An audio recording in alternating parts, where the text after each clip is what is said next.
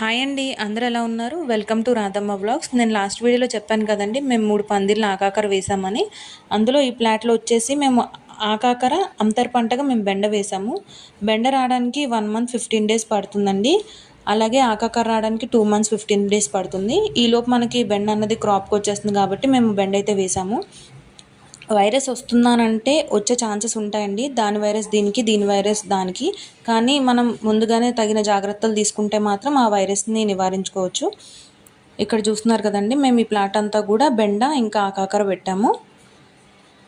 మేము పెట్టి 1 మంత్ అయ్యిందండి. ఇంకొక 15 డేస్లో మన క్రాప్ అన్నది వస్తుంది. ఇక్కడ అందరికీ తెలిసే ఉంటాయి, ఇవి అర్త్వామ్స్ అంటారు కదండి. ఇవి మనకి నేలని గుల్లగా చేయడానికి సహాయపడతాయి. అలాగే మేము వీలైనంత వరకు మా ఇంటి ముందే పూల మొక్కలు కానీ పండ్ల మొక్కలు కానీ పెంచుకుంటూ ఉంటామండి. వీడియో నచ్చితే మాత్రం లైక్ చేసి, షేర్ చేసి, సబ్స్క్రైబ్ చేయండి. Thank you.